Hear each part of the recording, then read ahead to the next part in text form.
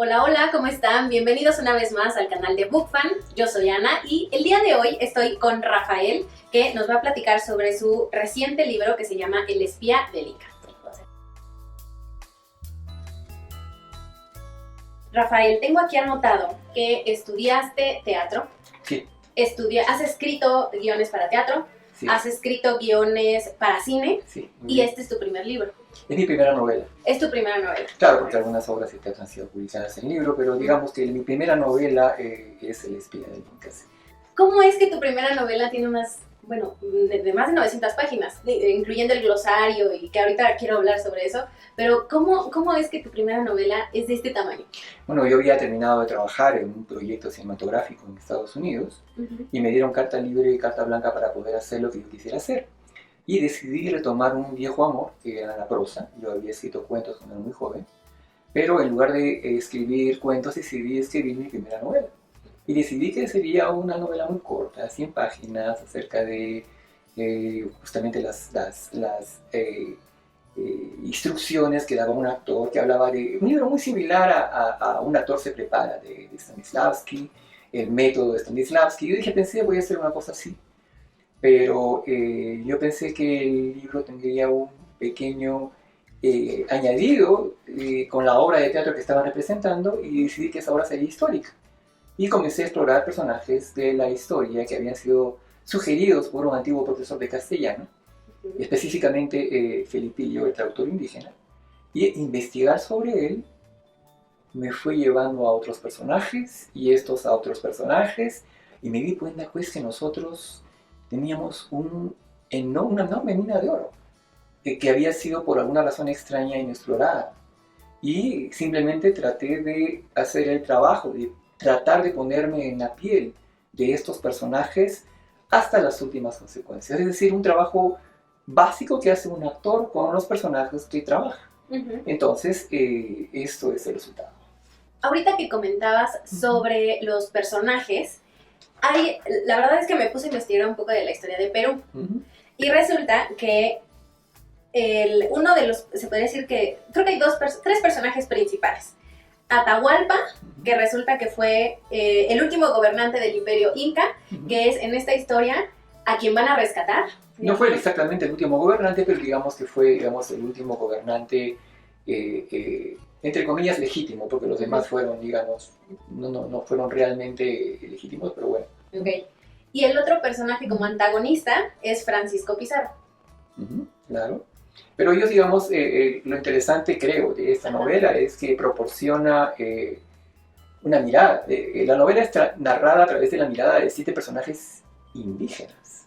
Es decir, sospecho que parte de la novedad es que justamente vemos este proceso tan importante que además compartimos, puesto que, digamos, México tuvo un proceso análogo similar, donde justamente hubo un proceso de conquista, pero es mirado en esta oportunidad a partir de un protagonista que es un espía, que está infiltrado en el lugar en el cual el Inca es mantenido en cautiverio, y está preparando lo que es la trama principal de la novela, que es el intento infructuoso de rescatar a este Inca, este rey, del cautiverio de los españoles. ¿No? Entonces, ese es el principal punto de vista, pero también está el punto de vista de una princesa, que es la princesa Quispecia, el punto de vista de un traductor indígena, que es el traductor Felipillo, el punto de vista de un guerrero combatiente incaico, que se llama el guerrero Charcochima, y también otro general que se llama el general Cusillopanqui, ¿no? Entonces, digamos, sí existe, por supuesto, el tratamiento de estos personajes, pero es a través de un prisma indígena. Okay. Estuve hojeando el libro, y algo que mencionas, de hecho, en la sinopsis, son los quipús. Que lo que yo investigué es que es un sistema de registro de información de la administración inca, que tiene que ver con el tejido, con los colores, con la distancia de los nudos. Y lo que yo estuve viendo es que el libro tiene como, está dividido en grandes partes o grandes capítulos, pero dentro de estos grandes capítulos hay subcapítulos, claro, con el nombre de estos... cuerdas. De las cuerdas, exactamente, que me llama muchísimo la atención, porque cada una, por ejemplo, el primer subcapítulo se llama Blanco entrelazado con negro en Z, que supongo que tiene como algún significado para la historia también. Exactamente. Lo que pasa es que el quipu es uno de los artefactos culturales más originales que tiene el Perú. No los incas necesariamente, sino en general la cultura andina. Entonces, los quipus son artefactos que permiten contabilizar fundamentalmente. Eso está completamente demostrado. Utilizaban un sistema decimal. Eso fue posiblemente el factor por el cual los españoles tenían dificultades para comprenderlo, porque los españoles no utilizaban un sistema decimal en el tiempo que descubrieron y conquistaron a los incas. Ellos recién aprendieron a utilizarlo a fines del siglo XVI. Y además utilizaban este instrumento de registro para todo aquello que pudiera ser sistematizado en patrones, ¿no? Por ejemplo, para calendarios, para presupuestos, para todo aquello que fuera necesario ser contabilizado. Los incas estaban obsesionados con contarlo todo, puesto que tenían que prepararse ante un entorno tan hostil como los Andes peruanos, que son montañas, ¿no? Y para poder sobrevivir había que planificar muy bien qué era lo que había que almacenar, el tipo de productos que había que almacenar. Además, tenían que calcular muy bien el tipo de ofrendas que había que entregar a cada una de las divinidades. Entonces, todo esto requería, por supuesto, un muy sofisticado instrumento de registro de información, ¿no? Y es el quipu. El libro, además, tiene la estructura de un quipu gigante narrativo, puesto que no solamente los quipus servían para contabilizar, sino, y esto es especulativo, pero tiene sólida base, para contar historias. Ok. Ahora, justo a eso iba. Al principio nos decías que hiciste una gran investigación, que pensabas que iba a ser algo de 100 páginas y poco a poco fuiste ahondando. Exacto. Es ficción histórica, pero tiene partes reales. Digamos que es una novela bien informada, que se ha tomado el trabajo de realmente tener una sólida documentación a sus espaldas, ¿no? Okay. Y creo que, digamos, el problema es que para poder tener una credibilidad, una verosimilitud, uno tenía que realmente familiarizarse con las fuentes, ¿no? Y realmente hacer un trabajo de, yo no diría, alejarse de la fantasía, no de la imaginación, pero sí de la fantasía histórica, para tratar de averiguar lo que realmente ocurrió. Y además respetando las historias, los saberes que cada uno de los grupos étnicos sometidos por los incas también tenían, puesto que esta no es solamente la historia de los incas, es la historia de todos los grupos étnicos sometidos a ellos. Ok. Ahora, yo estuve hojeando el libro, como te decía hace rato. Al final hay como... O sea, no quiero hacer spoilers, de hecho leí tantito y paré porque dije, no, lo quiero leer y no me quiero arruinar, pero al final hay como una investigación que empieza en 2008, ¿es parte importante para el final de la historia o nos puedes platicar un poquito al respecto? No puedo hablar de ello, no simplemente que la novela, la novela está inspirada de alguna manera también en una novela de un autor italiano que se llama Umberto Eco, la novela se llama El nombre de la rosa. Entonces yo dije, wow, esta es una novela que trata, el nombre de la rosa trata en realidad, es la historia de un manuscrito encontrado en un palacio, en un castillo. Yo decidí, voy a contar la historia de un quipu gigante narrativo encontrado en una tumba. Entonces el artículo al que tú refieres es un artículo académico que narra, además académico, puramente académico, que narra que describe este objeto particular que ha sido encontrado en una tumba recientemente descubierta, que es un quipu, y además con todos los objetos con que ha sido enterrado, ¿no? Puesto que este quipu ha sido enterrado con una momia. Entonces hay una momia enterrada con un quipu narrativo gigante y con una serie de pequeñitos objetos rituales a su alrededor. Ese artículo académico describe de manera exhaustiva qué había en esa tumba, ¿no? Okay. Y trata de imaginar qué pudo haber dicho ese tipo narrativo. Hay dos glosarios al final del libro. Claro. Uno es el glosario de palabras en español a inicios del siglo XVI. Claro. Y el otro es de palabras indígenas. Exactamente, ¿no? Bueno. ¿Qué tan familiarizado estás con el de las palabras indígenas? ¿Qué tanto trabajo te costó escribir la historia con esas palabras? Bueno, el problema no ha sido tanto, digamos, cuánto trabajo me costó. Creo que básicamente lo que hice fue tratar de ser fiel, así como uno es fiel a la historia, uno tiene que ser fiel a la cultura que trata de recrear. Si yo digo, por ejemplo, la palabra huaca, huaca alude no solamente, podría ser tranquilamente traducido como santuario, pero no es un santuario realmente, porque un huaca es un lugar sagrado que es un santuario, pero es también la divinidad que lo habita. Y además puede ser un río, puede ser una ruma de piedras, puede ser una montaña, puede ser, digamos, un lugar históricamente importante para los incas o para otra comunidad. Digamos, pero si tú dices santuario, pierdes esto. Entonces, es importante conservar la palabra huaca. Si yo digo yachta y no digo ciudad, es porque no es una ciudad exactamente. Es un agrupamiento humano de carácter sagrado, en el cual gente profana no ingresaba, y que además tenía una serie de construcciones de carácter monumental muy importantes, en los cuales estaba también, digamos, la residencia del Inca. Y entonces, digamos, el deseo de poner palabras en el lenguaje indígena, no solamente el quechua, también el aymara, y además también hay inclusive palabras en cuye, es justamente por ese deseo de realmente comprender, sin manipular, la perspectiva indígena, digamos la manera de ver las cosas de una persona indígena. Con relación al glosario de palabras en español antiguo, estas palabras, digamos que son útiles para poder comprender una única perspectiva. Hay un personaje que es el traductor indígena que te mencioné, Felipillo, se llama Felipillo. Este chiquillo de 14 años fue el responsable principal de la comunicación entre dos civilizaciones. Pero este chiquillo fue capturado en las costas del actual Ecuador y llevado pues a España, donde vivió 4 o 5 años antes de regresar y emprender la labor de traducción. El pequeño problema es que este chiquillo no hablaba quechua. Y además, cuando él regresó, descubrió que su pueblo había sido completamente destruido.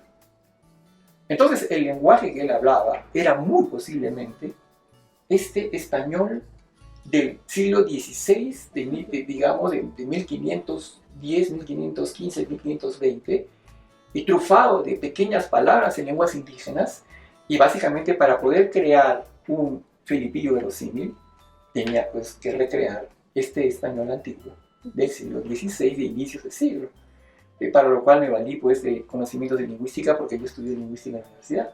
Entonces, además, leí la Celestina, leí el Amadís de Gaula, leí documentos y manuscritos de Agustín de Zárate, César de León, y también las cartas que el mismo Pizarro dictó a sus secretarios para poder construir este lenguaje de Felipillo y ese diccionario. Ok. ¿Toda la historia está ambientada en el siglo XVI? Toda la historia tiene lugar en el momento preciso en que están, nada, simplemente, la trama es muy simple, es la historia de cómo capturan a alguien, de que el Inca ya está capturado, y cómo se prepara este intento de rescatar al Inca Atahualpa. Ahora bien, los personajes a la hora de recordar tienen que justamente recordar antiguas cosas que ocurrieron en el Imperio Incaico, entonces tú tienes que conocer un poco de su background, y para eso es que justamente hay referencias a prácticamente todo el Imperio Incaico. Okay. Como lectora, a mí me ha pasado que en la escuela yo era muy mala en historia, pero cuando me pongo a leer un libro, hace que me den ganas de investigar más sobre el contexto histórico o algunos personajes para saber cuáles son reales o qué tan apegado está el personaje al real. ¿Qué tanto me va a pasar a leer este libro? Yo solamente diré la reacción de los peruanos. Los peruanos han abrazado este libro, de todas partes. O sea, claro, por supuesto, este libro ha partido de un ejercicio de respeto, en el sentido de que, por ejemplo, era muy consciente de que, como mencioné, tenía que respetar a mi lector de Cajamarca, mi lector de Cusco, mi lector de Ayacucho, mi lector de Piura, mi lector de todas partes del Perú, y familiarizarme con sus grupos étnicos, familiarizarme con sus creencias, con sus hábitos, con sus leyendas, con sus historias, con sus personajes.